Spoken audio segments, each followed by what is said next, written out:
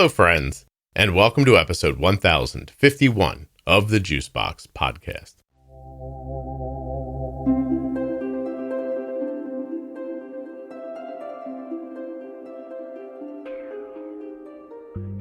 On today's show, I'll be speaking with Charis, an adult living with type 1 diabetes who was diagnosed just after getting COVID. While you're listening, please remember that nothing you hear on the Juicebox Podcast should be considered advice, medical or otherwise. Always consult a physician before making any changes to your healthcare plan or becoming bold with insulin. If you'd like to save 40% off of your sheets, your towels, and your comfortable clothing, do that at CozyEarth.com with the offer code JUICEBOX at checkout. You can get your diabetes supplies the same way we do at US Med. You can get your Dexcoms with my link, your Omnipods with my link. You can get Gvoke HypoPen with my link. You can also learn more about Touched by Type 1, save 10% off your first month of therapy with BetterHelp, and so much more when you use Juicebox Podcast links. Those links are in the show notes of your podcast player, audio app, and at juiceboxpodcast.com. The Diabetes Pro Tip series has been remastered. It sounds fantastic, and it's right now in your audio players between episode 1000 and 1026. They are not to be missed. I promise you, they will change the way you think about diabetes.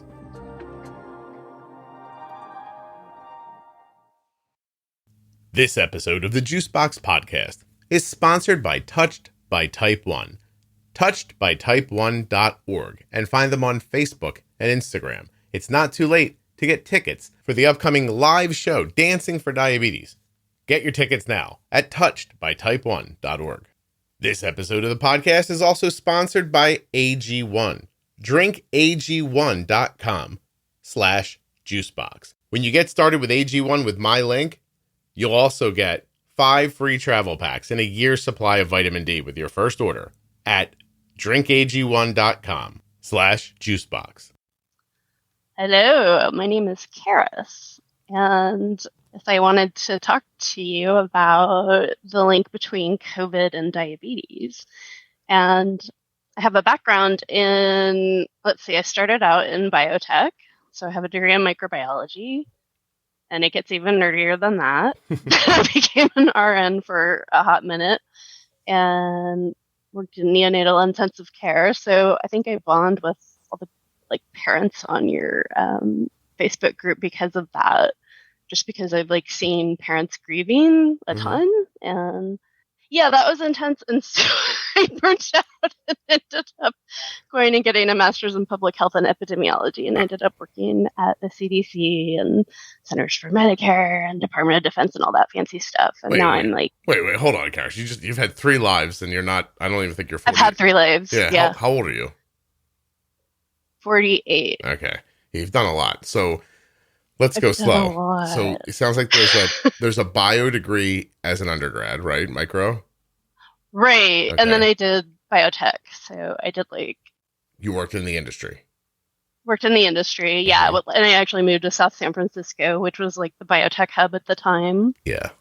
I remember when my wife got a job offer out there, and yeah, that's you really made it. Well, we were no thank.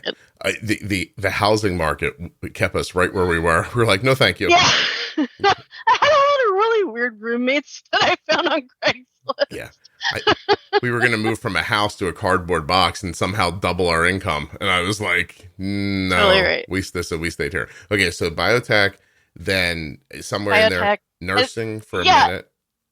In biotech, I was doing all cancer research, and I actually somehow, by the luck of the draw, got 2 patents out of it and a bunch of papers and stuff. So it was weird because it's people are oh my god, you have patents, and I'm God, that was a lifetime ago. I forgot about that. Nothing happens to those. Nothing happened, right? Yeah, right. It made it to phase 2 clinical trials and then bonked out, but that's actually really good. Yeah, no, that's exceptional in the grand scheme of things. Yeah. Most things fail, so. Right. Well, it's exceptional. It just doesn't get you a Lamborghini. That's what you're saying, right? It doesn't. No, you. The tradition is you get a $1 bill. Well, great. What a lovely thing for your time. But you're being paid to work at the company, so that's good. So it's great memories. You have type 1, right? I have type 1. I do not associate myself with Lotta at all because it was a completely fulminant. And so, like when I was first diagnosed, I went on all of the Facebook groups and I'm like, these people are like talking about just restricting carbs and living their happy life. And I'm like, no. It wasn't working for you like that? Like, no. You had type 1. So how old were you? This was a year and a half ago. Oh, really? Just that short a time? Okay. That short of a time. It was, yeah, that's a crazy story. So I do want to get to that. That's what I was going to ask you about. I want to hear about your diagnosis and kind of move forward from there. Yeah. So after I changed careers a bunch and ended up, working in like data science with healthcare stuff, I got COVID in March of 2020. Mm-hmm. And so that was the original strain. And I don't know, have you ever had COVID? Really so you got the OG COVID. I got the OG, yeah. And I got Omicron. Yeah. Oh, did you? You got it twice. Okay. I just got, for the first time, we just got COVID. It's like a bitch, because you're like, I do all the, shots and everything, but my immune system's wonky and doesn't really, We got what I'm calling the Paris COVID. I don't know if that's a real thing or not, but I love it. After, I mean, gosh, when was it? It was February, March 2020, right? When everybody was sort of like, in February, it was like, did you guys hear the people in China are sick? Like, it was like that. And then suddenly we were in Florida for my son's baseball tournament for his sophomore year. And so it was the beginning of the collegiate baseball season. We were in Florida for like a 10-game series. And the news was popping, but we weren't living a real life. We were like in a hotel, then on a baseball field for a whole day, then to a restaurant, then a bar, and then a hotel, and like back and forth. Like it went like that. But like halfway through the time, my wife was like, this is getting serious. And and she and Arden flew home. They were going to go home earlier than I was going to stay the whole week because I don't have a real job. Yes, you do. I could just move my stuff around if I want to, where my wife was like, if I don't come to work, they're going to fire me. So they went home. I stayed a couple more days. My son got sick while we were there, but not with COVID. He got he had a bronchial thing in his chest. And then, he couldn't play the last couple of games, and everyone looked at him like he was like Frankenstein's monster. Like, oh, totally. Oh my God. Crazy. Because now everybody starts paying attention and the news stories are picking up and he's like sick and they're like, that kid is patient zero. Like, so it was hard. Meanwhile, he didn't have COVID, which was, anyway, just was bad timing. Right. So we get home and, it's funny that we're talking about this today because I'll tell you why. Because we get home and we're lucky enough that my job exists in the house anyway, right? The kids went into that thing where they went to school from home, which was not good as far as how well it worked. And my wife was able to work from home. But now is it almost 3 years later, right? It's December now. We're a couple of months shy of 3 years since then. And I was just downstairs half an hour ago ranting to my family. I'm like, you need to go back to the office, because my wife's still working from home. And I was like, you're like, I need my space. No, beyond that. Like, no one has a schedule. Like, right. Like, it's just like everybody, like, I can do my job whenever. So last night at 1:00 in the morning, I was editing a podcast because I had to go pick something up in the afternoon. I was like, well, I'll go do that instead. But time has lost meaning and it's thrown everyone's sleep schedule off. And totally. That's the problem. It's that one. And then like, good. Oh, go ahead. No, go please. Learning how to interact with people. Like if you stay at home a lot, you go out to the grocery store and you're like, I'm going to talk this person's ear off. Oh my God, you look like you're not crazy. Do you want to hear about what I saw today on television? I'm lucky I get to keep talking to people, but I'm telling you, the biggest problem that's come from all of this is that we are not rising and falling with the sun anymore. and that somebody doesn't have a time to be totally. somewhere and a time to be somewhere again. Like, that's incredibly important, a schedule. Anyway, I was downstairs. I was like, everyone's going to bed at this time. You're getting up at this time. I don't care if you don't have anything to do. Because my son's looking for work, so he can do that whenever, right? And my daughter's home for a break. So, and I said to her, I was like, think about it. You were just at college for 10 weeks and you felt great and you were doing great. And now you're like all beat up and everything. I was like, because you're staying up till 3 a.m. talking to your friends and then sleep until 1 o'clock in the afternoon or something. I was like, it's messing you up. It's like, everyone's going to sleep when the sun goes down. We're going to be farmers. Damn it. So anyway. Yeah, you gotta be a farmer mentality. You just have to, or you can, I think. Charis, I'm not kidding. I'm like, I spent a couple minutes before I got on with you, I was looking for sleep experts to have on the podcast to talk to. Like, I really. Oh, I've read books. There's like a guy that has the best book ever, and it's, oh my God, like 500 pages, but it's really good. I'll send it to you when I remember his name. Thank you. I have to look it up. But it's really great. I mean, it's like about having a schedule and, you know, really sticking with it, not changing it on the weekends. And I'm super guilty of that. Well, yeah. I'll be like, oh, I can stay up till 1 a.m. on the weekends. And then I mess it all up. Yeah, so. No, I imagine like it's okay for once in a while for that to happen, but like, it's just, it can't be good. And I think it's common sense. I don't think I need a sleep expert. I think I just said it. Like, go to sleep at 10, 11 o'clock and wake up at 7 or 8 o'clock in the morning and let's go. I dissolve a scoop of AG1 into a cold glass of water every morning and drink it down. And here's why. AG1 is a foundational nutrition supplement. It provides nutrition replenishment, gut optimization, stress management, and immune support to my body. And unlike plans that include multiple vitamins and gummies and powders, this is all just in one convenient scoop. One convenient scoop of bioavailable ingredients that my AG1 is tested for over 950 contaminants, and it's NSF certified for sport. Recommended by doctors like neuroscientist Andrew Huberman, and people who aren't neuroscientists, like me. When you use my link, drinkag1.com/juicebox, you get 5 free travel packs and a year's supply of vitamin D with your first order.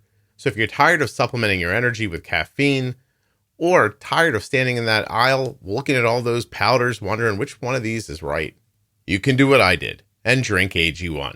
drinkag1.com/juicebox. Links in the show notes. Links at juiceboxpodcast.com.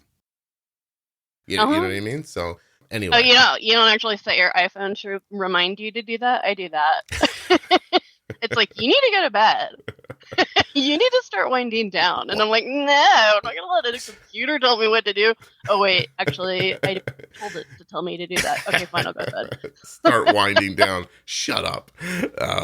Anyway. Right. Listen, I don't think it's not that hard. We've all lost the basics here. Start winding down used to be, let's have sex and go to sleep. Exactly. Yeah, and now it's, I don't know. Yeah, and after COVID, it's just like, okay. Anyway, I don't want to do that. So back to COVID. So we were all like, look at us. COVID and diabetes. We've never had COVID, right? And you know, my wife has a business thing come up, and she's like, you know, I have to go to France for a week, and we were like, all right, we'll see ya. And you know, she comes home. Arden's still at school, so it's just Cole and I in the house. She comes home. She had a great time. Got work done. Met some people that she's been working with for years. She's never met because of COVID, which was very nice. A couple 3 days later, she's home. She's like, I don't feel good. And we were like, oh no. My son and I were like, yo, get away. Like, you know, like. You're Frankenstein's monster. Now you're the monster. We shoved her right upstairs into the bedroom, and she had COVID. And we stayed away from her, and good. You know, and we were all like, "Yay." I mean, not good for her, but like, no, listen, for the rest of you, that's totally what you have to do. If she was gonna die to keep us sick, we were fine with that. Like, we just pushed her, like, that's it, you're done. And we took care of her. The hit. Yeah, we were like sliding food under the door, you know, stuff like that, and. Like a prisoner. Yeah, and she wasn't doing well, so she called the doctor eventually, and they gave her this drug, and they're like, oh, this is great. It knocks it right out. I forget what it was called. Everyone knows. Paxlovid. Right? There you go.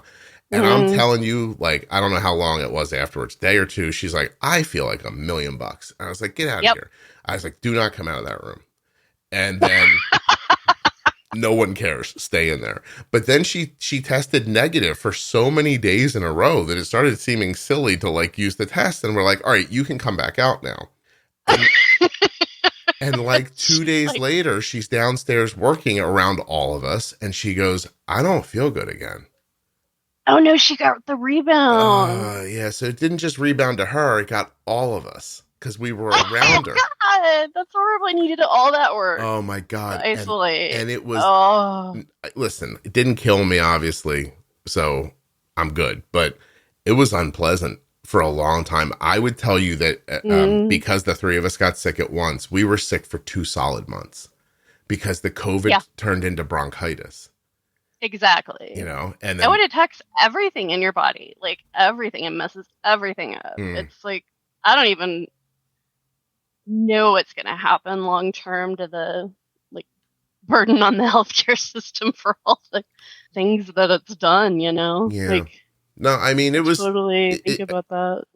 I never took COVID not seriously. I always took it as seriously as I thought as warranted. And we were careful and did things and separated. We did everything that, you know, people said to do. And there were also times that during the summer, like my son played baseball, like through COVID, but but I took seriously the idea that people were like, there's doesn't seem to be transmission outdoors. So we were outdoors. We still all sort of stayed away from each other. The boys, of course, were in a dugout, but even they kind of spread out a little bit. And no lie, like in the year 2020, Cole played a full season in the summer in a collegiate league. Wow. And one kid, there was like 20 teams, one kid got COVID. And that was it. That's amazing. And then it never got through anybody. But then once it got cold, we went back inside. We were, of course, like, we kind of went back. Anyway, I treated it seriously. I took it seriously. And 3 years later, when everybody's like, it's nothing now, like getting a cold, I'm like, yeah. And not in France, apparently. The Paris COVID was nasty. So anyway. Oh, the French. But you got OG right away COVID, which must have been scary as hell, right? I got OG COVID, and here's the crazy thing. So I, like, with my background, that's why I told my background, it's not to show off, it's just to be like, okay, this is why it freaked me out so bad. Because, let's see, in December of 2019, my son was like, you know, he doom scrolls a lot. Okay. He's like, dude, this COVID thing, it's going to be real bad. And I'm like, no, I used to work at the CDC. Totally, we got this. Don't worry. And then like a month later, it was like they all started dispersing out of China. And I'm like, oh, global travel. Right. Yeah. Right. And I will not call it the Chinese flu. That makes me so mad. Or the China virus. It, you know, it could have happened anywhere. Yeah. And it just so happened to be there, you know, incidentally. No, 100%. Or coincidentally, like, yeah. So that's my little side thing with that. I'm sorry, what were you going to say? No, just that because of what my wife does for a living, she had been aware of it for a while. And she's like, I'm telling you, like, there's a virus in China and it's like, it's good. My wife was the first person to tell me before I heard it on the news or anything else. She said to me, my son told me. Yeah. She told me about it. She told me what it was. And she said she said at some point, she didn't say in a year. She said at some point, everyone on the planet is going to have had this virus. And when she said that, I was like, you're out of your mind. And she goes, no, this is what's going to happen. I was like, okay. Yeah. It took me like till probably February of 2020 to like accept that. Because when I was working at the CDC, Ebola came out. And so I got to hear all that craziness. And, you know, and because of that, how well they handled Ebola, I was like, oh, it'll totally be okay. It's going to last a really long time and affect a lot of people. But, like, there's a whole structure in place for this. Like, people like me are trained for this. We trained our whole lives for this. They didn't end up using people like me to help with it, but that's another story. So in March, I started having symptoms, and it was so weird because, you know, I had to be my own nurse, and then I telehealthed my doctor, and I was like, I think I have COVID, but then they were like, we don't have a test, you know, it's not reliable yet. And that was when they like recalled the test, and it's like, you probably have it based on your symptoms, you know, and you also have Crohn's disease. So like, just watch it, you know, just stay at home, isolate, all that. And I'm like the master of quarantine. So I did the, stay in my bedroom and have food shoved under the door thing. And when I talked to my doctor, it was the craziest thing because he's like, Charis, I don't know really much about COVID. I'm just going to be honest. Okay. This is why I love my doctor. He's like been my doctor for 13 years. And he's like, you actually know more about this than me. I'm just going to be honest with you. Great. So what you need to do is you need to call your friends and you need to find out what this is.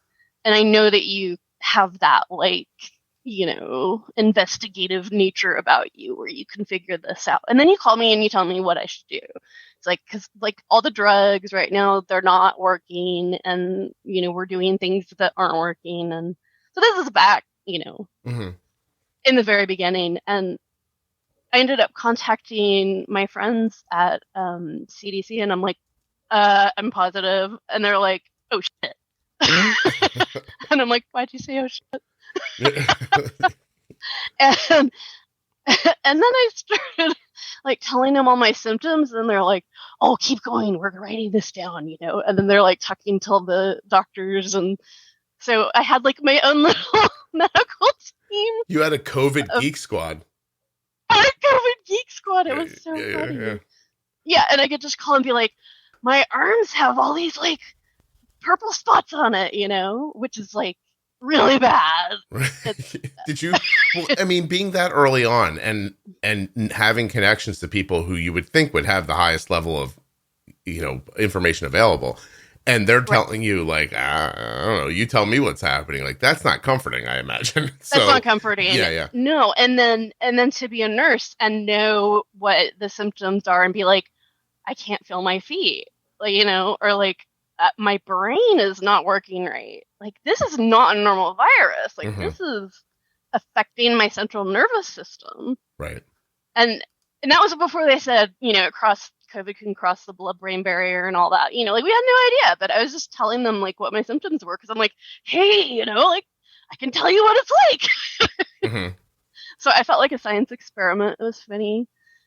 I don't know. It was just weird. And I got better and didn't get anybody else sick, which is great. I'm so proud of myself for that. Did they give you anything? Did they give you anything back then? Or was it just hydrate, rest, stay away from people?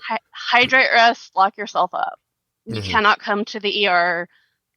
Do not, it was just total lockdown. You are on your own. You can telehealth your doctor. That's the best you can do. And I was like, yeah, I'm not okay with that. No, right. So I'm like, okay. Yeah, it's not fun to be the first person to have something like that, with no answers. Even, by the way, you know how often we go to the doctor and the doctor gives you an answer and you leave and you're like, oh, this is good. I feel the guy with the lady in the coat, she told me the thing, and you're walking away and the doctor, and the doctor's like, I don't know if that's right or not.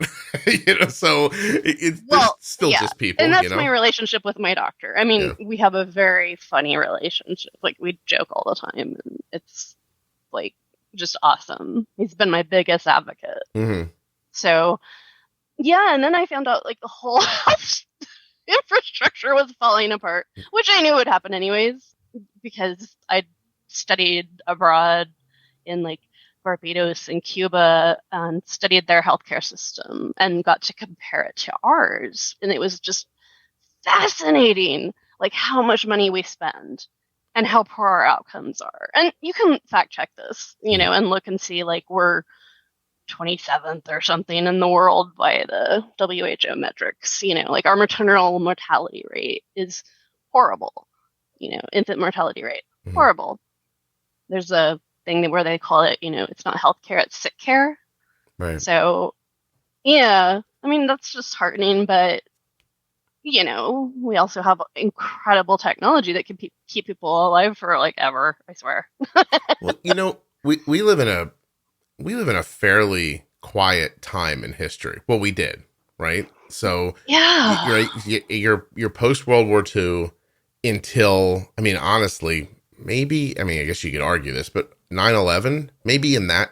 I was going to say right? 9/11. Yeah, right. Post World War II. I was just like, what the hell? Yeah, exactly. Well, post World War II to 9/11, everyone in America who's, has a job of any kind is living a life better than most people have ever lived on the planet.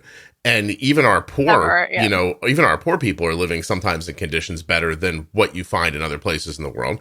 And so, so when the 50s turn into the 60s, I mean, think about it. When you think about it, the 50s are like sock hops and this kind of thing. And the 60s are like peace and love. And the 70s are like, yeah, some drugs to go with that peace and love. And, the 70s was all like crazy fashion and leisure suits and disco. I mean, it's the worst thing that happened in the 80s. A plane got hijacked and, oil prices went up a little bit, right? That's it. And then, I mean, we started picking wars again because we were like, this is boring. We should blow up the Falkland. We're bored. We're in a Cold War. Well, Let's figure out what the Falkland Islands are and shoot at them. Like it got like that, and then the 90s are, it's prosperity and everybody's making money and blah, blah, blah. And then 9/11 happens. So there's generations of people who think that that's what the world is. Fashion and music and happy and like blah, blah, blah. And then all of a sudden 9/11 smacks you in the face and you go, oh, we are all balancing on the head of a pin here. I don't know how we kept it going like this for so long. And then COVID happens and you realize that most of society is smoke and mirrors and it's that's so great. It's like, and it's easy. It's all an illusion. It's easy to pretend that you know what you're doing when there's nothing to do. And then suddenly you get tasked with something and you find out that people, listen, how many people do you think you worked with who quietly in their car in the morning before they get out and come into the office think, I don't know what I'm doing. Someone's going to figure out that I don't know what I'm doing. Go in there. Like, you know what I mean? A lot had impostor syndrome, right? Yeah. Like, well, it's not I always battled that myself totally for a long time. But it's also not just a syndrome. It's that you're living in a comfortable time. Like, I mean, listen, I guess I could go to ROTC as a high school student and think like, I know what to do. But if you then put me in a time machine and drop me in Vietnam in the middle of the war, you might find out I'm not the fighting machine you thought I was. Like, do you know what I mean? Like, you're just gonna be like, I don't belong here. Right. Until people get tested, you don't know really what they have. And I think we went a lot of generations where people were not really tested to the level that history has sometimes tested us to. And now here we are again, Oh yeah. So anyway, this is like pushed to the max, I think. So I'm surprised how well we've done, actually, because I'm an optimist. I have to be. Yeah, I agree with you too. But I'm saying that in that moment when you were talking about, everyone was like, "Oh, this isn't me playing a video game. Like this is happening." Yeah, this is real. Like it's about ready to go down. Exactly. Well, and then I was working, in the 3-letter companies, agencies. And so like, I knew what programs were getting shut down and what weren't. And I'm like, oh, this isn't going to work if they shut down, say, USAMRIID, for example. That's like the military version of the CDC. Mm-hmm. So that got shut down. It's now partly back up, but they're the ones that are supposed to do all the stuff in the movies where, like they come in with the National Guard and, wear the biohazard suit and all that. That's not the CDC. That's USAMRIID. Okay. The pandemic response team got shut down. It's now back up. But all those things, the whole infrastructure was shut down. And I'm not going to even get into politics and why, but that's what happened. And it just made the whole entire system crumble. Yeah. So how it's supposed to work is the CDC is a government agency. They have to get invited into the states. They cannot just come storming in. Mm-hmm. So it's supposed to start at the county level and then go up to the state level. And then the state goes, oh, let's call in the experts from the CDC and figure out what do we do. That didn't happen.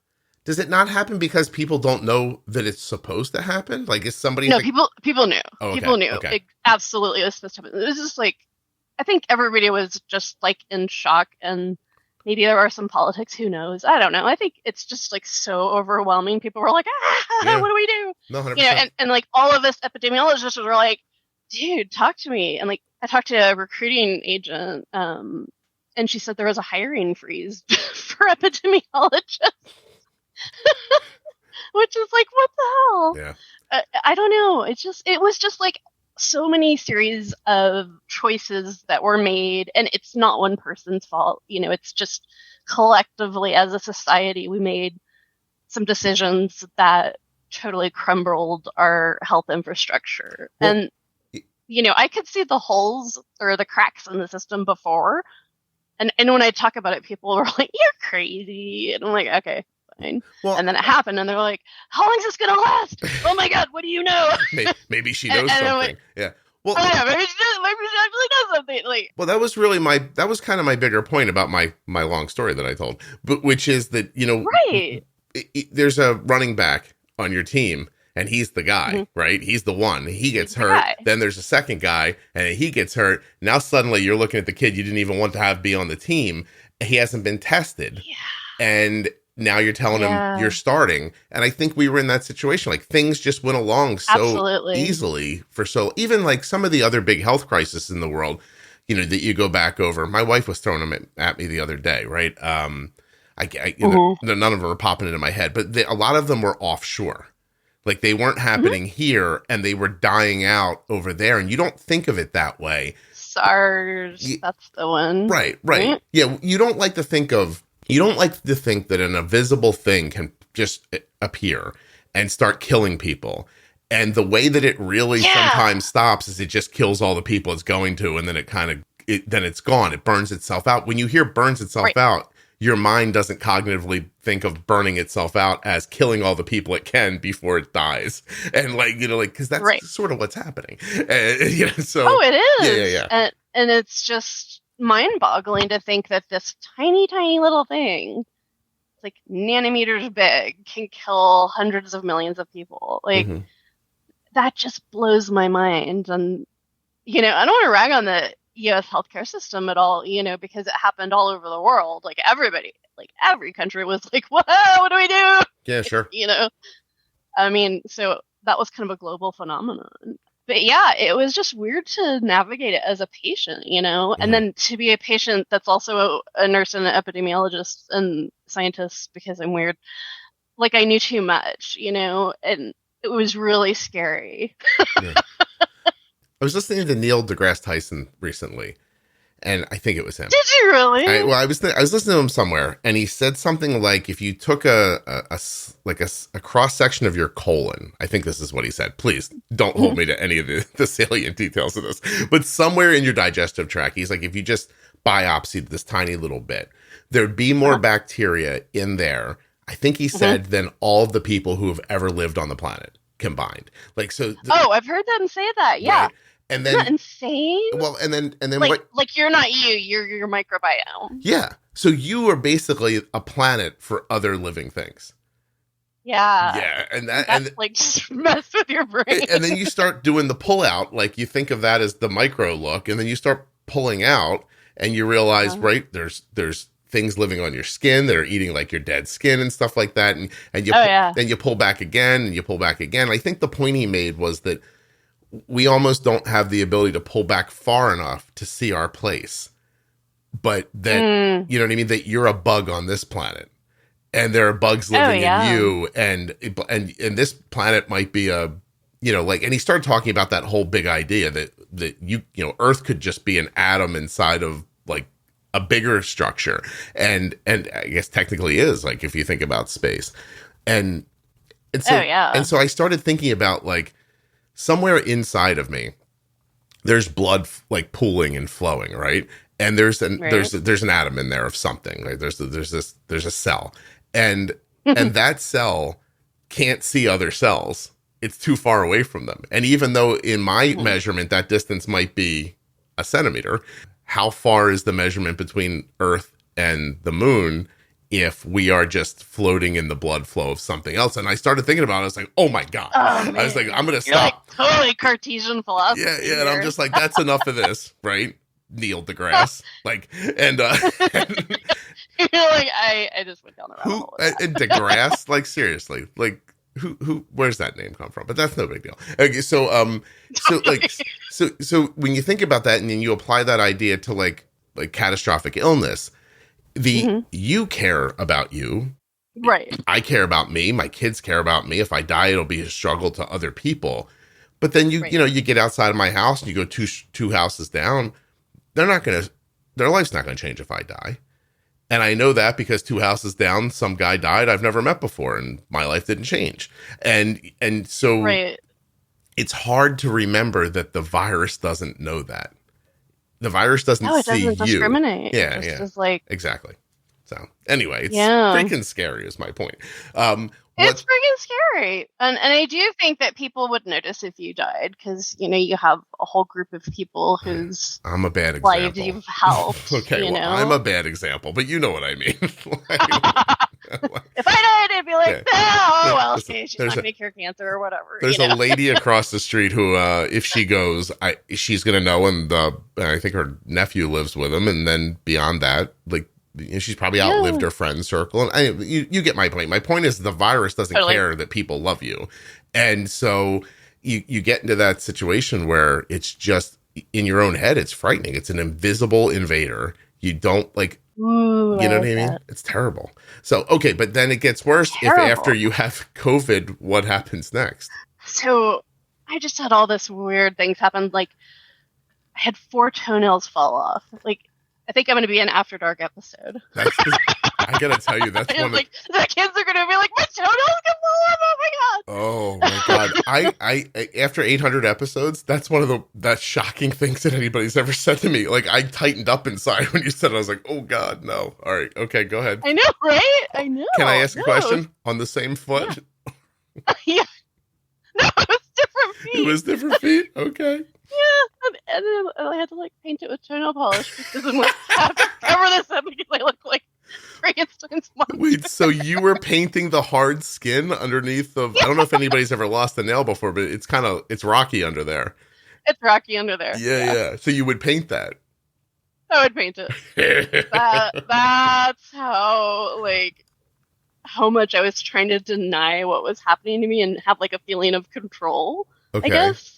Because I felt out of control. I was like, I can't control this. Like, it's just happening and there's nothing I can do about it. And so I have to just go through it. Okay. And it was just wild. Like, I didn't even take days off work because I work from home. So I was just like, okay, if I lay in bed all day, I'm going to get pneumonia. It's going to get worse. And then I'm going to get blood clots. It's going to get worse. So the best thing I can do is try to stay active. Right. And by active, I mean walking from my bedroom to my office. But, when you go to the hospital, the nurses are always like, you have to get up and walk. And you're like, dude, I just had surgery. Are you insane and heartless? It's so you don't get pneumonia and blood clots. Sure. So, yeah, I worked just kind of then at night. I think I did that because I needed to distract myself from, like, impending sense of doom. Mm-hmm. Yeah. Yeah, that was wild. Just the symptoms were crazy. How long after this though does Omicron come first or does diabetes come first? So diabetes comes, so it was OG and then about a year later diabetes and then Omicron, which completely wiped out honeymoon period. And you're going to think I'm crazy, but you've had a guest before talk about this where he felt like his pancreas had like pain and was being attacked. It felt like that. I had pain, like epigastric pain is right there. Mm-hmm. And I had that when I got Omicron. And then it was like insulin needs totally changed. Here's another curveball.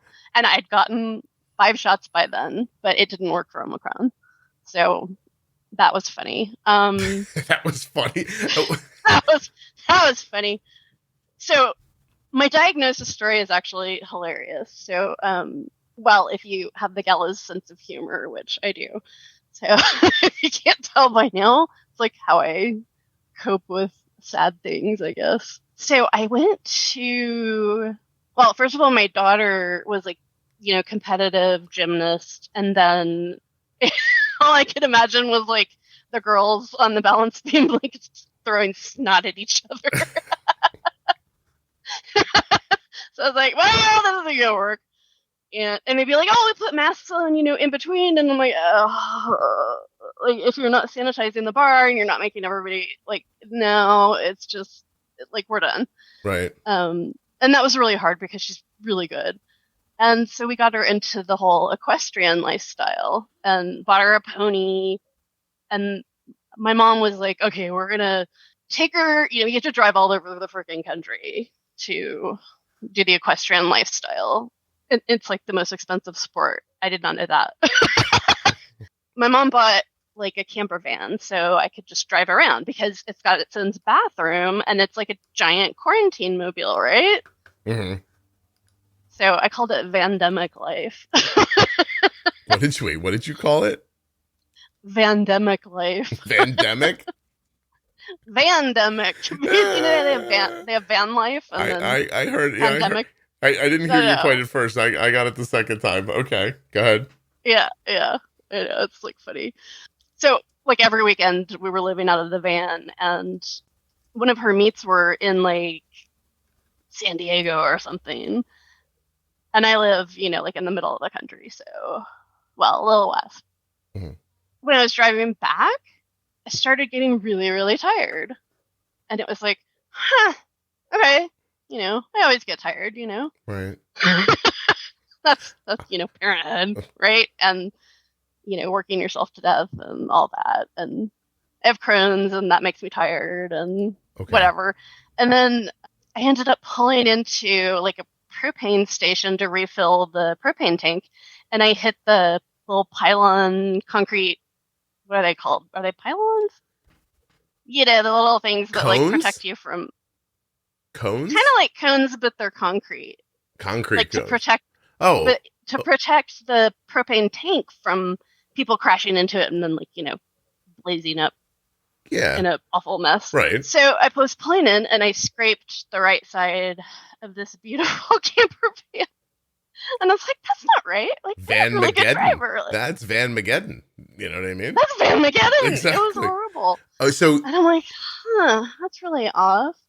And in San Diego, I had just one drink, and I was slurring my words, like real bad. Okay. And that's weird because, like, I can handle a drink. Yeah, right. And I get home after, it took forever to get home because I was like, oh, I got to stop and take a nap because that's the safest thing to do. And, my kids are like, cool, we'll just, go on the Wi-Fi and entertain ourselves. And, thank God I did that. And then I got home and I'm cleaning out the van, and my mom calls me, and she had been in San Diego with us. She called me and she's like, I'm taking you to the hospital. And I'm like, for what? And she's like, something's not right. It's just not right. I'm taking you, now. And I'm like, okay, well, I'm going to take a shower because I know that when you go to the hospital, you don't get to bathe for, days. And she's like, no, you're going right now. And I was like, what? I don't even, I'm fine. I'm cleaning up the van and everything. This is how deeply in denial I was. Mm-hmm. Oh, and one more thing happened. This was funny. On the way back, I drove through Vegas, and I drove past the Bellagio. The line was really, really long to turn, and I was like, oh my God, I have to go to the bathroom really bad. And so I just put the car in park and the hazards on and ran to the bathroom in the van. Wait, you just abandoned your van in front of the Bellagio and then ran into the hotel? No, it has the van has a bathroom. Oh, I don't know why that's funnier, but okay. It's funnier because I'm just gonna say this, I didn't quite make it. So my kids are horrified, and they're just like, what is wrong with you? So that was one of the things that made my mom go, ah. So anyhow, I get to the ER, and it was about 2 hours. And they were like, we don't know what's wrong with you. And then they finally started looking at glucose, because that's just something that they do, Mm-hmm. And, they were like, this is some weird shit, man. We don't know what's going on. And finally they looked at the glucose, and it was 655. Wow. Was that on your radar at all? Because you had Crohn's. Crohn's is autoimmune, right? Crohn's is autoimmune, and then I take a biological immunosuppressive drug. So I take that shot every 8 weeks. And that just shuts down your immune system so you don't attack yourself. Right. But I did! Just did it anyway. So okay, so now you're laying there. So now I'm laying there in the ER, and the doctor is just the kindest guy. And he's just like really puzzled, just like, what is going on? I got to fix this. They gave me an MRI of my brain because I had a headache, because I had cerebral edema, which took 3 months to resolve. Mm. So I was kind of like Dory from Finding Nemo. So you think that's how you ran into the concrete barrier and and why you were just off in general? And I lost my vision. So that's part of the thing. But that didn't happen until the next day after I was admitted to the ICU. You lost your vision in the ICU? Mm-hmm. That could not have been fun. Okay, so That was so not fun. So like the ER doctor comes back and he's like, he pulled his mask down, but I had cerebral edema, so I could have made that up. Who knows? I think this is he pulled his mask down and he's like, "Oh my God, I am so sorry. You are becoming diabetic, and I don't think this is type 2." And I'm just like, they say the patients can only hear 5% of what doctors tell them. And it's really true because it just became want, want, want, want, want, want, Yeah, well, stunning, right? I'm like, I don't have diabetes. I just have like a UTI or something, and I'm drinking a lot of water because I was driving through like the desert, Yeah, or not. Or not. And, did your mom ever tell you in retrospect what made her call you? She had a feeling. Yeah, that's it, huh? Just you didn't seem right to her. It's interesting. Yeah, it was the one drink, and I was like super alcoholic sounding, slurring, It just like it shut you off, that one drink.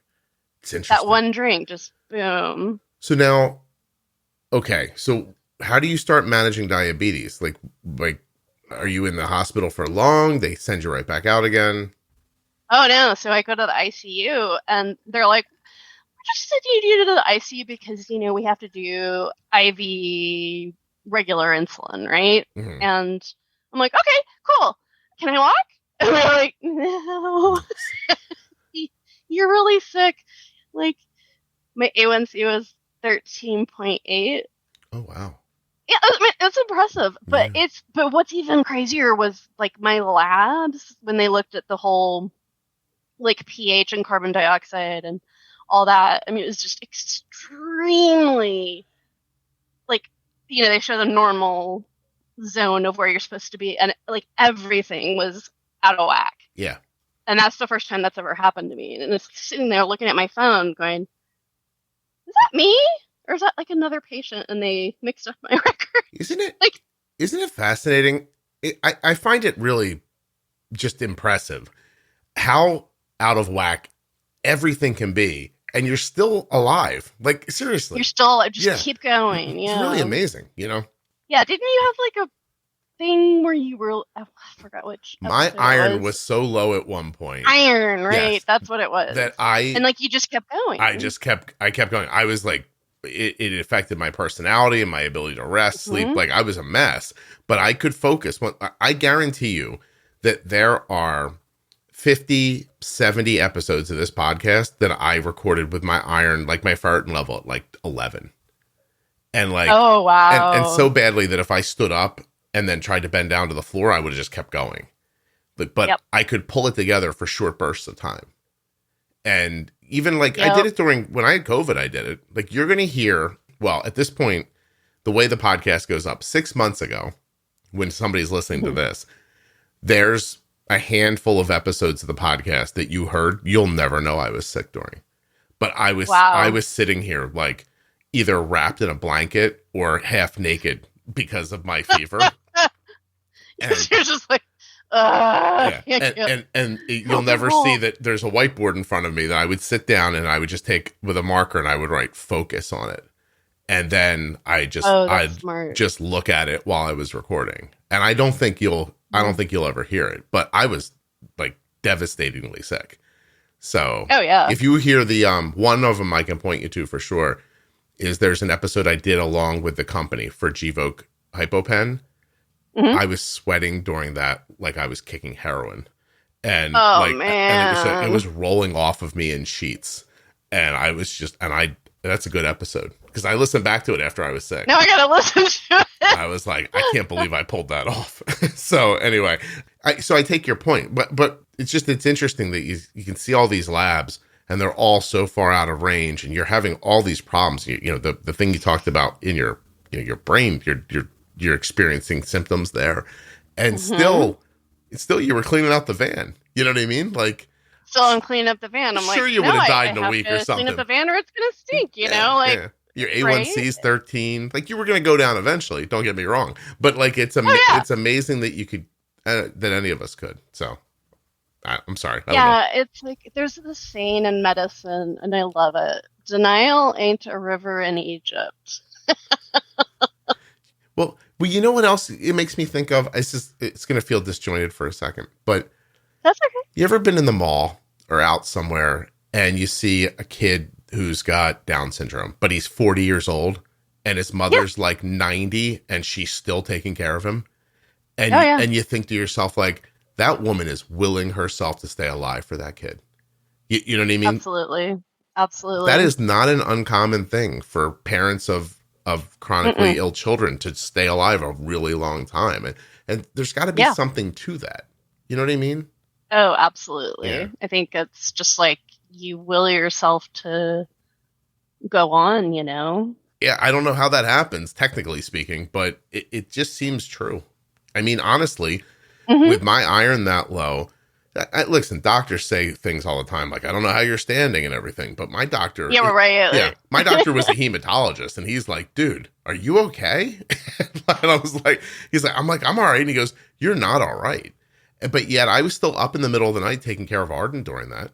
You know what I mean? Of course, because you have to. Yeah. So it's just, I don't know, we have a lot of ceiling that we don't use sometimes. Yeah, and I almost feel like it's, if you're a good parent or a decent parent, you come to the realization, maybe it takes a few years after your kids are born, but you go, oh, it's not about me anymore. It's about them. Yeah. You're a resource all of a sudden. Does that make sense? You're a resource. You become a resource. And I mean that like... Yeah, you're a resource. Yeah. Like in the, oil, like sense. Yeah. Like, I mean, you're an intellectual resource as well. But basically, if you think about, there's the mother and then baby, and the baby's, it's sucking off of you, getting what it needs while it's growing.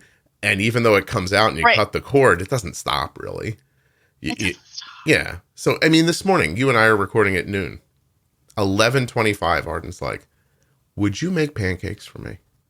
And I said, well, I have to... You have to make her pancakes. That can't be the reason you don't. Well, I'm like, well, I'm recording at noon. She goes, yeah, I know. I said, all right, well, like, let's get downstairs and like hustle and we'll do it together. And by the time she comes down, I'm almost finished, And I'm like, and it's not apples to apples, but it's not, she's not lazy. Like, you know what I mean? She can make her own food, but she asked me to. But like, you're a good chef, right? I've listened to enough of your podcast. And I think to myself, I don't know about you, but what I think is, like, I wonder how many more times I'll get to make her pancakes, like before she moves out or something like that. So I want to do it, but you don't think of it as you're giving of yourself a little bit. No. They're killing you real slow. This is like really slow. Yeah.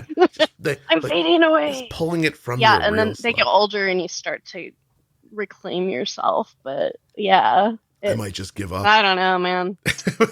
When they get old, I might just sit down and go, I just want to see how long I can last sitting in this chair. I am very tired. I can tell you that much. But anyway, right? I got up last night out of bed for something. Somebody just left the light on in the hallway. And I got up, and as I'm getting up, I said to my wife, I was like, I'm done with this. She goes, what? I'm like, being responsible for other people. I'm very close to being done with this. And so, anyway. Okay, so... Yeah, you must carry like a really heavy weight, though, because you care about your listeners. So I imagine that's like, I don't know. I guess the only thing I could compare it to is like having been a nurse and feeling responsible for other people's health. And it's a really heavy burden to carry.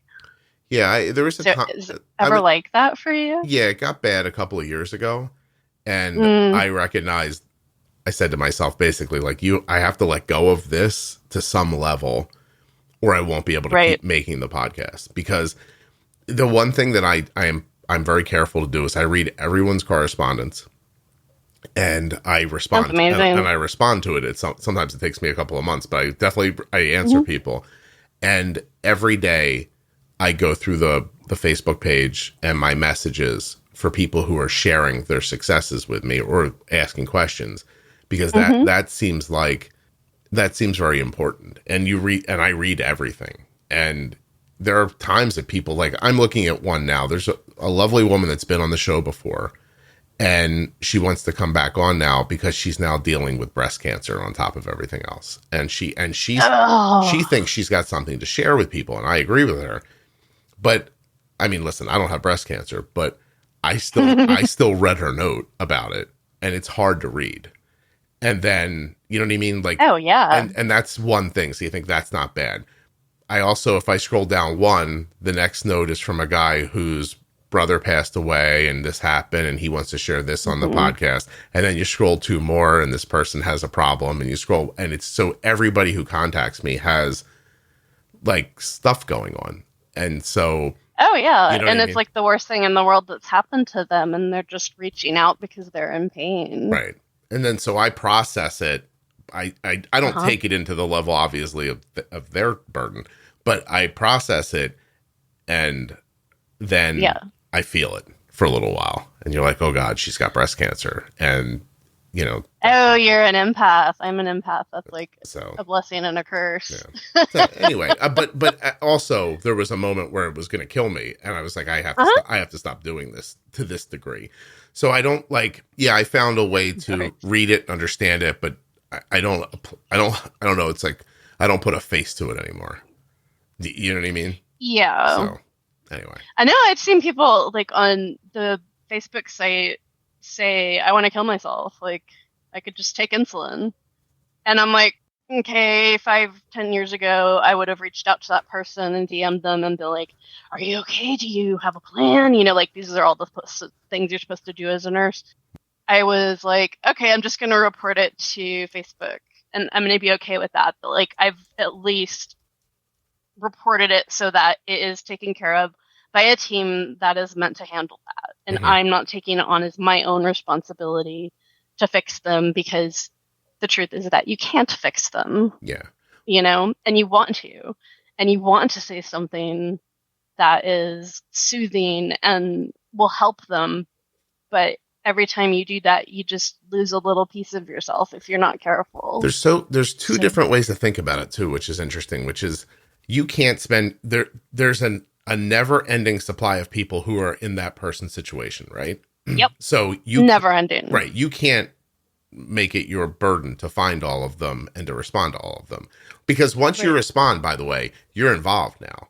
Oh yeah. And you're like, yeah. Boom. You have no You're idea how many people you've heard on this podcast who stay in contact with me. Like, so, like, yeah. I know how people are doing, and even in little ways. The one that I always think of as an example is in one of the After Darks, Jonathan, who was a young guy with bipolar, and if he's listening, I hope he's okay.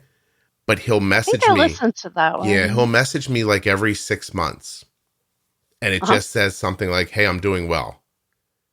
But if I respond, to him, he won't respond back. And now that's bipolar. And that's hard on. But listen, again, I'm not comparing his situation with mine, but that's hard for me. And then it is. And he's one of many people, and so I don't want them to stop, but I also had to find a way to go, okay, well, I hope Jonathan's okay, but I can't sit here and worry about him. You know what I mean? Yeah. So I ended up getting like a life coach for how to deal with that, because I mean, since I'm like so empathic and want to help people, that's like my mission in life is to help people. It just became such a burden that I was like, man, I got to come up with like a ritual to, I don't know, like get that bad juju off of me afterwards. I just stopped. So I learned a lot of things a lot of tools to do that, and it really helped. So yeah, it's a human thing, right? Like it's a human thing. Yeah, I just talked about it yesterday I gave a talk yesterday to someone, and I told them that one of the things that I had to get past was the feeling that I was responsible for everybody, because you make this thing. Like, you have to imagine, I make the podcast, like, I have expectations that I hope it'll do what I think it's going to do. but I have no way of knowing. Oh God, did you right? ever think it was going to explode like it Right. has? Yeah, there's no way to know that. And then you start getting back from people, oh, this is helping me and this is how it's helping me. And then you think, well, if it helped them, if I could reach 10 people, it would help 10 people. And then you do that. Yeah. Right. And then you're like, oh, I reached 10 people. I should get to 100. And then 100 becomes 1,000. 1,000 becomes 10,000. 10,000. It's like, I wonder if I get to 100,000. And then when you get to 100,000, you start thinking in like, well, I wonder if I get 1 million downloads. And then you get that and you're like, I wonder if I can get 2 million and then 5 million and then 10. And like, I'm almost at 10 now. And no, I thought it was 5. Wow. No, I'm at 10 million total downloads will happen like in the next 30 days. And oh my God. And as We'd I'm have saying, a party. No, because I can't, because when I see that, I think like I did 5 million this year. Like, I wonder if I could do 10 million next year. And then you start thinking about how to do that. How do you make content that helps people?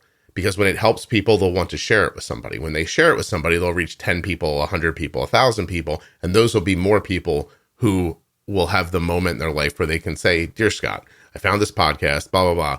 And that part I don't care about. The part I care about is when they say my A1C went from this to this and my time and range went up and I'm happier and healthier and I have more energy. And like those come constantly, yeah. you know? And so when you know the content's going to work, it's the burden of everyone, right? Like it's like, it means more, it means more to me because I know it helps somebody. And so it's always about like, how do I find more people to help? And, you know, even that I've found a way to, although I guess there are people who know me would say that that's not true. I am very competitive with the idea of reaching more people and helping more people. So I've taken my competitiveness and put it into a positive thing. You know what I mean? Oh yeah. I mean, so one of the things I wanted to tell you was that after I was in the ICU, I didn't learn anything, you know, and I'm sitting there like, you know, got cerebral edema and my eyes are just like looking underwater for it, just kind of boom happened when they moved me from the ICU to the floor. And I'm like, what's wrong with my eyes? Nobody's paying attention to my eyes. And it's like, that's what I fixated on. I'm like, I can't see. How am I going to function? And everybody's just like, you know, you have diabetes. It'll go away. It'll be fine. You know, whatever. And I had a CDE come in and sit down and say, it's because the sugar is going into the lens of your eyes. And that's like osmosis and it's drawing water in because like water follows sugar. And that it like expands the lens and distorts everything. So I ended up going to boot camp with her because I was like, I don't know shit. So I love the comments on your podcast where people are like, nurses don't know anything. And I'm like, yeah. And they tell us that too at nursing school. They're like, don't ever, ever, ever assume you know more about diabetes than a patient that's had it for 40 years. Mm-hmm. If they have a pump, they know more than you. You will never know anything. Don't take that pump away from them. Don't challenge them. They know. You will learn from them. That's how you're going to, I mean, but I went to a good nursing school, so. Right. I wish everybody got that lecture. But yeah, she taught me exactly why. And then she's like, go and get a bunch of those like little optical reader glasses that you can get at like CVS or Walmart or whatever. So like a box of them because my vision would change every day. And this is a really inexpensive solution. I'd just be like, am I going to be 1.2 magnification or 1.75? You know. How long did that go on for? 3 months. Wow. So I couldn't drive for 3 months. It was horrible. I had to ask my friends to drive my kids to school and my mom. And I mean, like, I was a burden. Mm-hmm. And that CDE talked about your podcast, and that's how I found it. And so while I was blind, I'm like, you know, I'm just going to listen to this. Yeah. I got nothing else. I can't see anything, so I'll try. I can't see anything, so I just like it. And it was like your voice was like, and your podcast was like my lifeline because like I just really they just don't teach you anything in nursing. They don't, and in medical school, like there's too many diseases out there. Yeah. There's so many, and I know that the T1D is a really big deal now. And I really wish I could go back to all my patients I had that had T1D and apologize and be like, I just thought you took insulin and it was fine. You know, here I am like, oh my God, I had no idea no idea how hard it is and what a steep learning curve it is and how much it affects the people around them and how little knowledge is out there, really, and conflicting information. And so like it occurs. Oh, I'm sorry. You were going to say something nice about me. Go ahead. Do that first. I mean, I credit your podcast and the CD to saving my life and just like making it better, you know? Wow. Well, I'm glad it helped. It did. It really did. Yeah. And then finding the Facebook community was just huge because it was like, oh, there's all these people with it and they're doing okay. Okay. So if I'm just like patient and I get my levels under control, then like I will get better. And I was religious about it. You know, I got a Dexcom like 2 weeks in or something, which I had to really fight for. But I was able to get from 13.8 to 5.8. Now I had like some lows, so that's why it was a 5.8. But that's how fast, you know, I was learning and trying to figure this whole thing out, you know. Yeah. And it was I just learned so much from the podcast that I really attribute it to keeping me alive. Oh, well, you're welcome. Are you trying to say thank you? I'm trying to say thank you. Oh, I could see you were never going to get to it. So you're welcome. You're like, say thank you. No, I don't mean that in a weird. I mean, it can be hard to say that. I know. Yeah, it can be hard to say that. So I appreciate that you had that experience and that it was valuable for you because, like I said earlier, I don't know what I meant when I made the podcast the first time. Like I wasn't sure. All I knew was that I had written these blogs that were helping people and that people weren't reading blogs anymore. So that's again, I wrote a book about. You became like different. The floppy disk. I was well. I saw myself going the way of the dodo with that blog, right? Because people, I don't know what happened to all of you, but nobody reads. So like it fell apart. It's when the internet got more clickable. Like so, you can take in information without taking in words, and then people are like, I don't want to read. So I don't want to read, and so they weren't. And I luckily, I keep saying this. I keep thinking maybe she'll hear it, but probably not. I'd written a book about something, not about diabetes. And I found myself like on the Katie Couric show and I got done. And she pulled me aside and she's like, hey, you're really good at talking to people. And I was like, oh, thanks. Yeah. And so when that happened, that just jumped back into my head like a year and a half later when I thought, oh, I'm losing, like blogging is going to hell. This is going to end. And as I thought about it, I was like, I really don't want this to end, but I think it is because I went from like 1.8 million clicks a year and it was falling. And I was like, it's not me. I'm still amazing. It's that people, that people really aren't reading. And then I thought, well, Katie Couric said I was good at talking to people. And then I thought, well, maybe I'll try a podcast. And so that's really how you've got like the voice for it too. Well, so please. It does make it easier. I have to tell you, like I don't think you're wrong. I think I've listened to podcasts before where I don't jive with the person's voice and you kind of can't do it. So, and there are people who don't like my voice. I've gotten emails. Really? I like the content. I don't like your voice. And I was like, okay, I like the content. I don't like your personality. That one hurts a little more. So you're like, well, I'm not going to make everybody happy. My mom says I'm all right. So go to hell. And so, but no, and again, my favorite ones are, I hate that guy. But the podcast is so valuable, I listen to it anyway. Like, I think of you people. I saw that comment. I love those. Those are my favorite. Like, because I laugh inside thinking that right now someone's listening. And not only do they hate me, but now I'm telling them I know it. And they're like, and I'm still going to listen. and then if you step back, I'm going to make money off of that. Absolutely. It tickles me to no end. So you hate me. And there's an ad in this episode that I paid my electric bill with. So yeah, that you just download. Meanwhile, I get that everybody can't like it. I'm going to tell you something right now. I listen to a podcast. I hate the host. Really? I hate her cadence. I hate her voice. I hate her sense of humor. There's nothing about her that I find enjoyable, but I listen to that podcast because it teaches me about something I need to know. So I am that person. Wow. Like I am you. If you're listening and you're like, I hate this guy, but goddamn, my A1C is good. So I'm it's in totally the same. worth it. I'll just like deal with my irritation to get a good A1C. I am actually in the same situation with another podcast. Just so you all know, I listen to a podcast. I hate the host. The podcast is valuable. So yeah, and I don't hate. By the way, I don't hate her. I'm sure she's fine. It's just there's a lot about her that doesn't jive with what I want to be listening to aesthetically. Right. That's all. There are times. May I? There are times that she'll laugh, and I'll say out loud. I'm by myself, and I'll say out loud, "Oh, shut up! That's not funny." or she starts telling a story, and I'm like, "Oh my god, wrap it up! Jesus Christ!" And I know people are listening to me and having the same thought, so it makes me laugh twice.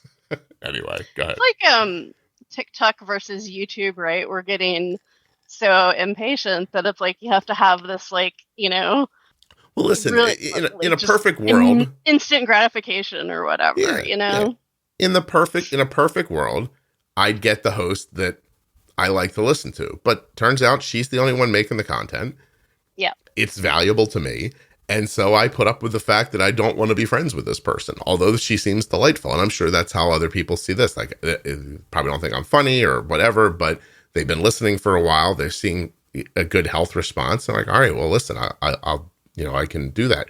Having said that, there's a person one time that Arden came on once.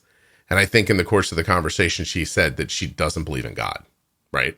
Yeah. And I got notes from people who are like, I can't listen to this anymore.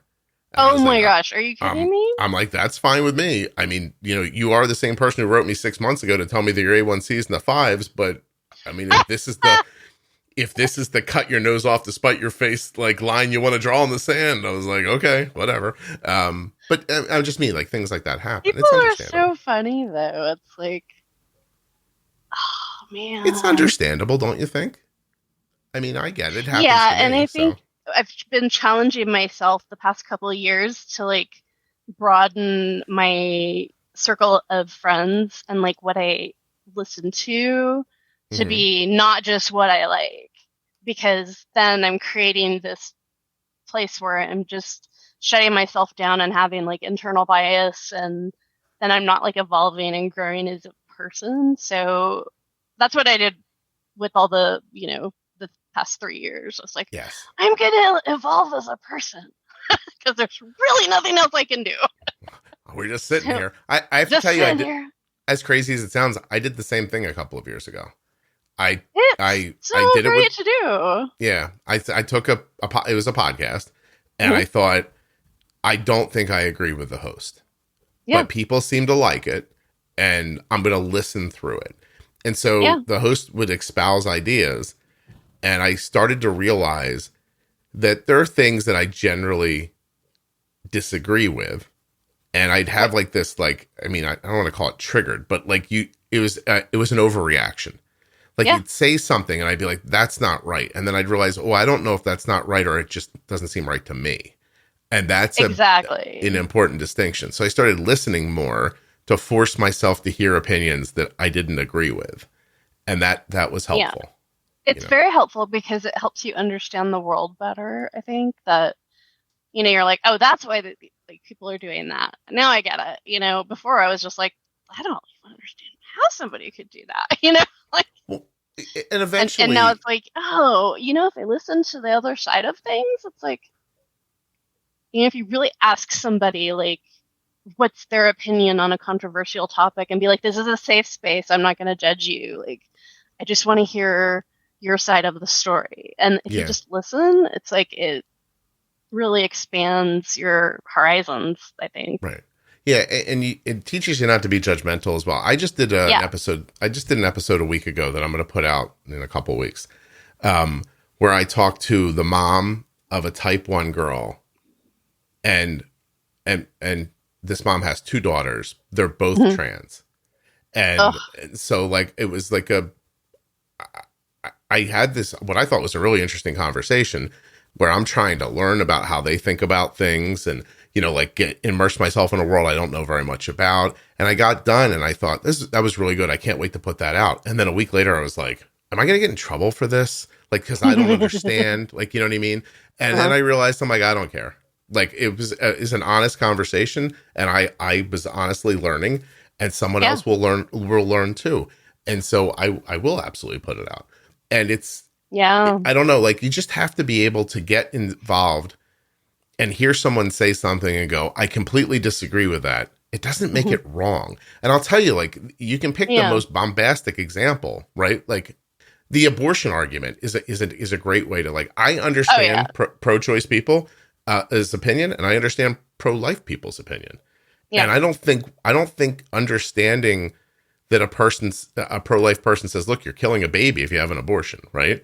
Like that they say that, and that I think, well, and that the other side thinks like, well, I want to protect the mother and bigger picture issues, and I think those things are important. And you can be right all about that, about all of that. It doesn't make what they said wrong. Right. It's like you can have different opinions and yet still respect each other and have I don't know. I have this thing where I just feel like I should give everybody that I interact with dignity and respect. It's like a basic human right. I know I'm weird, but no. But the point is that both sides can be right. Yeah.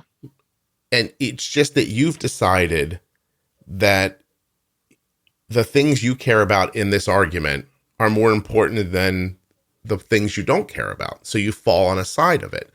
And they feel the same exact way. And just because you're comfortable with your decisions doesn't make their decision wrong. It just means that they find more value in the parts of the discussion that they decided to take seriously. And no one sees that. Everybody's like, well, I think this, so that's wrong. Or, and that's not the truth. Like you can, these are not mutually exclusive things. Both sides are right. They just care about the details they care about are different. That's all. I don't know if that makes sense or not, but totally. No, I recently, or it was like a week after Roe v. Wade was overturned, I went to my stepdad, who's profoundly pro-life, but he doesn't ever talk about it. Like, he just votes that way. Sure. And, like, I've known him for 30 years, and we just never talked about it. And I sat down with him, and I was like, you know what? I really want to hear why you're pro-choice. Or pro-life. And I just want to hear, like, your logic behind it and what that experience was like for you, because he lived through when it was, when 1973, right? Yeah. And he said, I just believe as a scientist that life begins at conception. And so that's just my belief. And I can't get that out of my head. And who am I to tell people what to do with their body or whatever? But I just can't get that out of my head. And I was like, wow, that's just amazing that after 30 years, I finally sat down with him and was like, this is a safe place. I want to hear your experience. Because he was like, it just happened. And then, people were going to clinics, and it was just shocking for him, like almost traumatic. Probably to learn that his opinion wasn't that your opinion, that other people's opinions don't matter. You know what I mean? Like he's that in his mind, he's not anti-women or anti-choice or anything like that. Right. That's not how he processes the situation. That's not how he processes it. That's by the way, that's true for everything. So just imagine. Right. Listen, I'm in charge of watching over 33,000 people talk to each other online. Whenever someone argues, it's never for the reason they think they're arguing. And you can step back as a third party and watch it and go, oh, I see what happened here. This hit this person hard. This person doesn't think that should be the way they took it. And now everybody digs their heels in, and then they're going to argue. And obviously not the same thing as talking about big issues, but it's still the idea. Like I want to say that there's no right or wrong. There's just there's just, like I said, there's salient details about a topic that mean more to you than the other salient details. And then there's someone on the other side where that's flip-flopped. And then you go, well, you're wrong.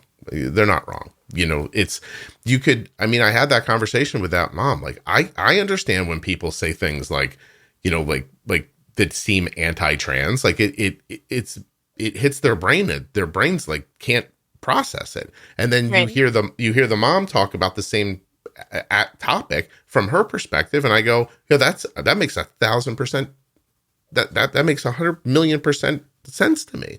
Like, I don't know how anybody could argue with that. You know what I mean? And then the person on the other side's like, well, here's this thing that makes 100,000,000% sense to me. I don't know how anybody could argue with this. And so and then somehow the Bible gets involved. Yeah. And so the only way I could figure out how to like push myself past it was to listen to people that I abjectly disagreed with and to try to find their opinion. It didn't make me jump to their side, making air quotes. No, right. It just made me go, oh, I see why they're thinking about it like this. Yeah. Like they're not bad people, because I used to just say, oh, they're just bad people that they have a different opinion. And it was like such a young thing to say, but like as I've gotten older, I'm like, it's not so black and white. Yeah. And I think one of the things that happened during the pandemic was that my son actually said this, that it's like we've become tribalism. So people found, their people, and then they just stuck together. And I think that's one of the bad things that's happened. But there are some good things, because there are people like you and I that can see past that and like step outside of it and be like, wait a minute. Mm-hmm. Well, you can just argue anything to the end of the earth, right? And we slogan things so well. We're so good at sloganing things that you, because like, right, the first one that pops into my head is meat is murder. And you're like, right? You're like, oh my God, it is. They killed the cow. And then you're like, a cow's such a sweet animal. And like, I'm not certain that's right or wrong. Do you understand what I'm saying? Then someone comes along and says, listen, we've developed over hundreds of thousands of years to eat meat, and we're carnivores. And you go, oh, that makes sense too. And then, and then it just goes back and forth. And you think, like, if you go out to a ranch in the middle of the Midwest where they're ranching cattle and I don't know, they're branding the cattle, there's somebody who's going to come along and go, oh my God, you can't brand the cattle. People have been doing that for forever, so they don't lose their cattle. Right. And here we all are. And then you go, and then you can just, if you and I wanted to start arguing about that, I could just assign a side of the argument to you. You wouldn't even need to agree with it. And you could actively and impactfully argue that side of it, because there's so many details and slogans and concepts that you can't, you can't disagree with. Like, you're right. It's crazy. Although, isn't it interesting? Like, I bet you the meat is murder crowd is probably the pro-choice crowd. I think you're right. But and then the pro-life crowd might be the or what is it? Well, that the pro-life penalty, right. It's always Exactly. funny, 'cause it's like, wait, but I don't understand the logic there. I'm sure there is some. Like, I just don't get it. And that, by the way, when that happens, that's how the other side digs their heels in. They're like, so you're pro-life, but pro-death penalty. So we can't kill a baby, but we can kill it. You've heard this argument, right? Oh, yeah. And then you hear it over and over again to the point where you're like, well, that must be a rule too. And then anyway, the point is, if I may, no one's right and no one's wrong. And just leave everybody the hell alone. just go live your life, People arguing on the internet is just such a funny thing, though, because it's like, they get so worked up, and it's like, this is just, a medium to read things, and we assign emotional value to words, and it's just a freaking computer. Also, that also is pointing you into your own little bubble with the machine learning, so it's like, also there's only a fraction of people are actually on the internet, which is hard to believe.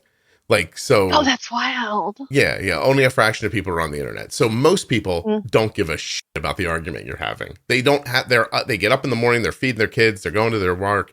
They don't have time to decide if it's okay that a trans man is swimming in a thing against other women, like, or if, which is an example that came up in the other episode, or if you're having an abortion or not, or if like, they don't care. they're working, so it gets focused, and you start thinking, well, the opinions I'm seeing in this space are everyone's opinion, but it's not true. It's the opinions you're seeing in that space are the opinions of people who would find themselves in that space, right? Yeah, So like, and that's like its own kind of bias, right? yeah, right. Like if you're on Twitter, you think you're on Twitter with the whole world. You're not. You're on Twitter with people who it occurred to go on Twitter. And there are plenty of people who it would never occur to go on Twitter, and they may have different opinions than yours. Or like, as an example. Yeah. Anyway, the point is no one's right, no one's wrong. Shut up. That's it. I'm not right either. Yeah. You need to put that on your Facebook page right now, because like some of them are no one's no, see now it's Christmas. Oh, it's Christmas, right? Yeah, so here's what happens at Christmas, everyone's anxiety goes up and they get chippy. Yep. Chippy, it's a hockey term, I think. And so every year around this time, I just put up a message about Christmas. I saw that. Yes. I'm going to read it, and then we're going to get done here. So I said, the goose is getting fat. Christmas is coming, and that can mean only one thing. It's time for me to remind everyone that this time of year can come with heightened feelings. Please remember to offer your fellow travelers the benefit of the doubt. Communication is key. It is highly unlikely that anyone is with you. Peace on Earth. I remember that, and I totally laughed that you said with you. I said peace on Earth and all of that. And peace on Earth and all that. Yeah. That was your best post in a while. But it's interesting, like to be involved in something like this over time, you start seeing how cyclical things are. Yeah. It's this time of year, people get a little upset, this happens. And then you start seeing arguments in specific areas pick up. You're like, it's time for them to argue about this again. It's interesting. Yeah. Trust me, your free will is not as free as you think it is. That's so true. Yeah. Christmas is coming. You get upset. You can't afford something. You're thinking about having to get back together with your family that you don't want to get back together with, or you want to get together with a family member, but you can't afford to travel or something. And then anxiety builds up. Then you see a lady online say they eat low carb, and you're like, you motherfucker. I totally see that when I see that. I'm just like, oh my God.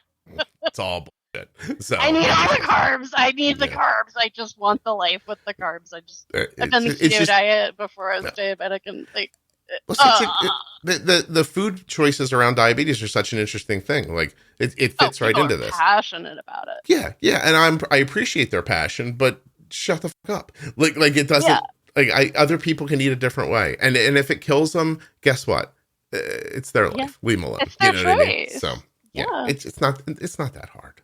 It's like with that little free will they have, that choice, This is what I'm going to use it on. I had somebody tell me recently, like, I disagree with your eating style, but I think this podcast is great. And I thought, okay. Are they into that? What's that guy's name? The crazy diet guy? Well, see, now you've said crazy diet guy, so I'm not going to guess anyone's name because I don't care how people eat. I genuinely don't. Like, if you want to eat... Right? No, I really don't care. Super low carb, and they I don't think you're. Listen, if you want to eat super low carb, I don't think you're crazy. I think it's a thing that works for you. Yeah. But that's totally their choice. But it's like Bernstein. That's Charis. Come after her. Leave me alone. It's Dr. Bernstein. I knew what you meant, but I wasn't going to say it. So because and seriously, because I don't think they're crazy. I think that they found something they found something that works for them. I don't understand why they can't be happy when other people want to try to find a different thing that works for them too, but it's okay. And meanwhile, that's also an over-exaggeration. Everybody who eats low carb doesn't go online and yell at people. It's a small consortium of people who, if I'm being honest, seem like they're trying to make a living off it a little bit. And so it's good to kind of keep the argument going because it draws people in. And this is where I'll tell the story that when I wrote that book I talked about earlier, it sold for a month like a bestseller. And I couldn't figure out why. Like I was I think I was in the top 50 on Amazon of all books for like a week. So as this was happening, somebody contacted me and said, "You see your book's like number 46 in the country?" And I'm like, "That's not right." And then I went and looked and it was. And I was like, "How is this happening?" So here's how it happened. There was the interview I did with Katie Couric that got reposted on Yahoo, maybe, and Yahoo, bless its little. Okay, and it made its way to the front page of Yahoo, and people could Oh. comment on it, and an argument ensued that if I was a stay-at-home father, it meant I was a closeted homosexual. Oh, wow, that was the argument? That was the argument. This was like 2013. And then people would come in and say, that's not true. And then they argued with each other.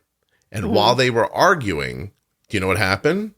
It explodes, right? People bought the book. People buy the book because they want to read, well, what's this about? You know? So my wife says to me, does it bother you that this argument's happening around you? And I was like, no. And bonus, people are buying the book. And so I think of that the same way with these arguments about how people eat. Like, you never see just a guy arguing with somebody about you shouldn't eat carbs. You'll see a guy who's got a Facebook page about low carb, and he likes to coach people about it, or he's selling a video, or he wants to get you back to his YouTube or something like that. Those people are happy to argue because that argument gins up eyes. Then there's a bunch of eyes in there, and then they grab some of the eyes. Yep. And those eyes become there's followers money behind that. and there's money behind that. So that's how you see it happen. I can even think of people who run great Facebook groups around an idea that is not monetized, and those people are not argumentative. The people who are argumentative are the people who are monetizing something somewhere. Because as long as the people are arguing about whether or not I'm gay, some percentage of those people go buy the book. So we argue about how we eat, and some percentage of those people end up on my website or at someone else's website, and they're buying a 6-week course in how to do something, or they're donating to their 501c3 about how they eat or something. Trust me, I know it's there's undercurrents of everything with the whole influencer thing. Yeah. So when you get caught up in those arguments, just realize that you have been purposefully drawn into that argument by someone who just wants your IP address or something like that. So anyway, that's all I have for you. This was good. You good? Yeah. I'm out of time, so I gotta stop. Yeah, you gotta go take care of your kids, man. I gotta figure out what Cole wants, and I gotta get to a meeting in a little bit. So yeah, it was such a pleasure talking to you. I just want you to know that keep doing what you're doing and sending out, positive energy in the world where not everybody does. Well, you're very kind. Making a difference. I appreciate that very much. You should know that I tried 2 different tactics with you because you have a lot of energy. Yeah. Right. And so I tried matching your energy, and that didn't work because sometimes if you match it, like, everybody levels. And then I tried going opposite. So people who are still listening can think about this. Then I tried going opposite of you to see if I could draw you towards me. It was just an exercise for me. So which one worked? Neither of them. You blew past both of them. That sounds like me. Absolutely. Neither of them worked. I thought maybe I could, because I wanted you like 10% less.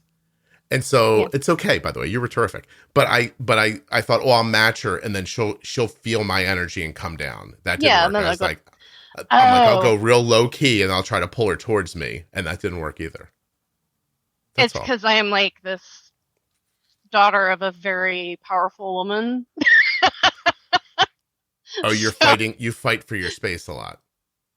Yeah. Or I got that modeled to me. So I'm not afraid to speak up. And it gets me in trouble all the time.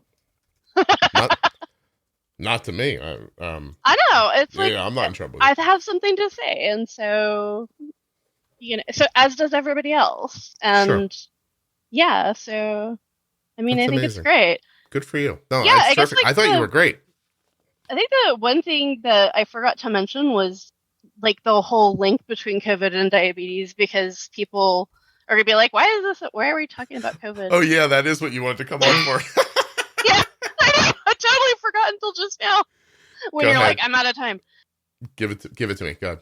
So there's all these studies out. I find them interesting. I don't know if that's what caused me to get it. I think it is. My doctors think it is, but they've done a study with 200,000 people, and it was saying that people got COVID had like a 2 times as likely chance to then go on and develop either type 1 or type 2 down the road, about 6 months thereafter.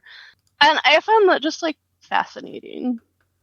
Because, Yeah, I mean, you know, listen, viruses they're weird. kick your immune system in, and if you're predisposed to type 1, then you might be thinking, listen, I'm not gonna lie to you, my son got COVID, and I was like, oh, come on, no, Oh, right. right. I was like, no. You're like, And no, so, no. yeah, like, and We made it's it this only far. it's only been a couple of months since he got it. So, I mean, having said that, most of the people I've had on who were COVID then type 1, it happened pretty quickly. Yeah. But that's anecdotal. Like, that's just the people that I've spoken to so far. But anyway, we'll see. Yeah, it's interesting. It's just, I mean, and there's arguments that the virus actually attacks beta cells, and then, you know, other scientists are like, no, it doesn't. And so who knows? Yeah, back to our original conversation, or actually our fourth conversation. Trust me, they don't know. I mean, I think the one we had was better. So, yeah, no, I just think it's funny how there's so many different kinds of diabetes. I did not know that. There's like 10 or something last time I checked. Jenny and I did an episode about that. There's like endless types of diabetes. Endless list. Yeah. I had a roommate at this diabetes retreat I went to in Costa Rica, and she had mid, and you're like, wait, what? So that's mitochondrial inherited diabetes that comes with deafness. Okay. Isn't that wild? Yeah. No, it's not, because Jenny and I did an episode about it, and we could have gone on for forever. Yeah. Oh my God, like there's diabetes type 8 or something. I forget, but it's an episode I know, like that you type can listen 3, to. and I mean, it just opened my eyes to like how different it is, and yet how we're all kind of going through the same thing. So back to your original point of, you know, this, I see this a lot on your Facebook page, like, let's get rid of the type 2s. And I'm like, that's, you know, 90% of this. So it's interesting that it appears to you that way, because I think it's that if you see a couple of people say a thing, you think, oh, I hear that all the time. But I see all of it, and I've only heard it a couple of times. But it is a weird thing that it strikes me. It's like I don't want type 2 people here because we're talking about type 1. And I keep pointing back to the type 2 people who've been on the podcast and say, like, listen to these people who have, you know, needed insulin as type 2s and how they're basically managing just the same way you do and how much better they're doing. You know, so it's about insulin. If you're using man-made insulin, the podcast should be valuable to you. Exactly. That's what I think. So, all right. I have to go. This was lovely. Thank you very much. Hold on 1 second for me. Oh, my pleasure.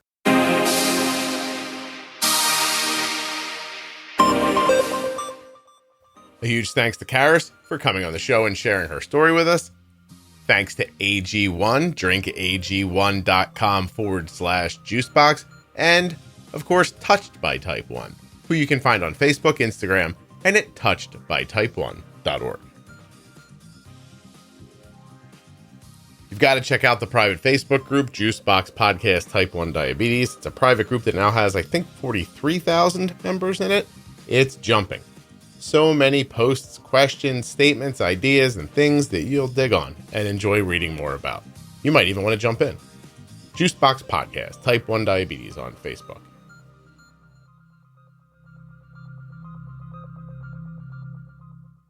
Don't forget that Diabetes Pro Tip series begins at episode 1000 in your player and goes to 1026. Thank you so much for listening. I'll be back very soon with another episode of the Juicebox Podcast.